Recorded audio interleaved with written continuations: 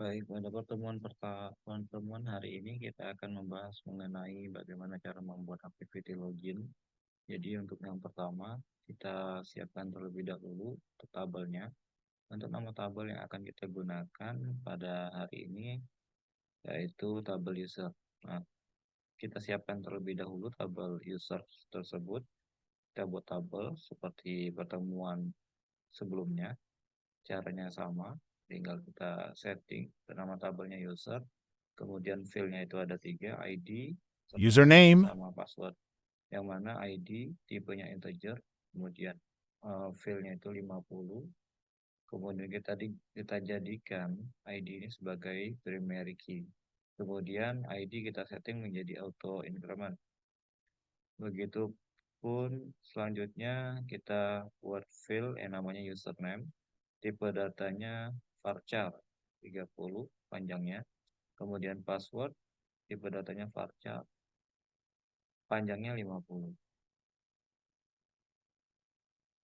Setelah kita membuat database, kita persiapkan API untuk login PHP.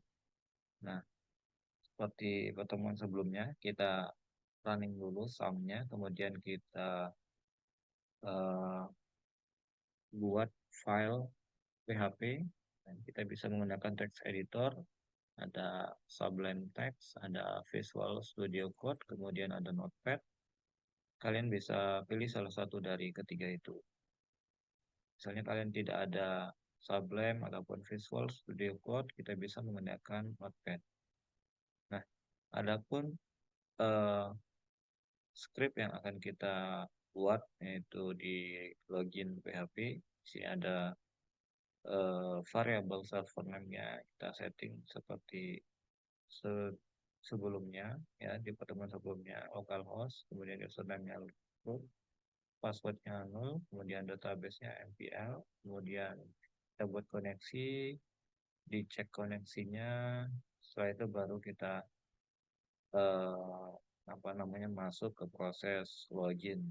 Ini untuk validasi apakah ini untuk pengambilan inputan username dan passwordnya. Kemudian kita kita enkripsi, ya, kita enkripsi, kemudian kita cek data inputan itu apakah eh, tersedia di tabel user, ya. Setelah itu baru nanti akan mengirimkan hasilnya, sukses atau failure, seperti itu.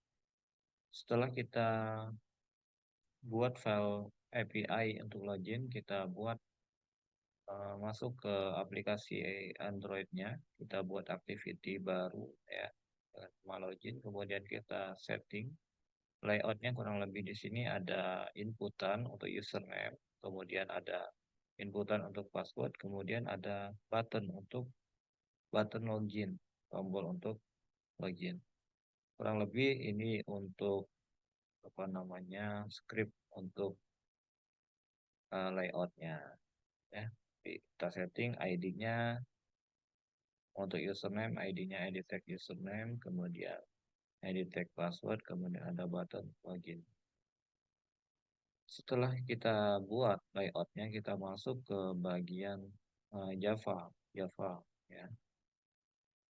Yang perlu kita tambahkan di sini ada 2 baris, private edit tag, kemudian edit tag user, username, edit tag password, kemudian ada private button login.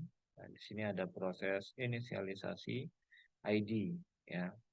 Kemudian di button login ada proses untuk memanggil function untuk login user. Setelah kita ketik di sini, kita buat function untuk login usernya. Ini prosesnya, inputan dari si user kita ambil, kemudian kita ubah jadi string, kemudian di sini untuk proses login asintasnya, yang prosesnya masih di login activity. Kemudian yang kita eksekusi ada username dan juga password.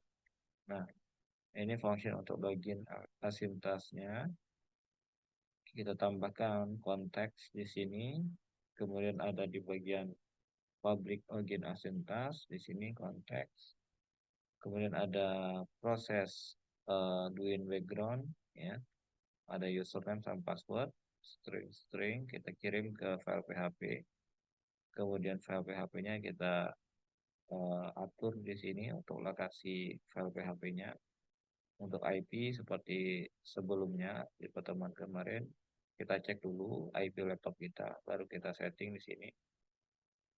Kemudian di bagian sini ya, akan ada proses pengiriman data.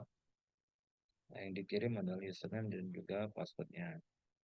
Nah, di sini untuk proses respons dari server, jika sukses akan mengirimkan pesan sukses atau failure jika gagal.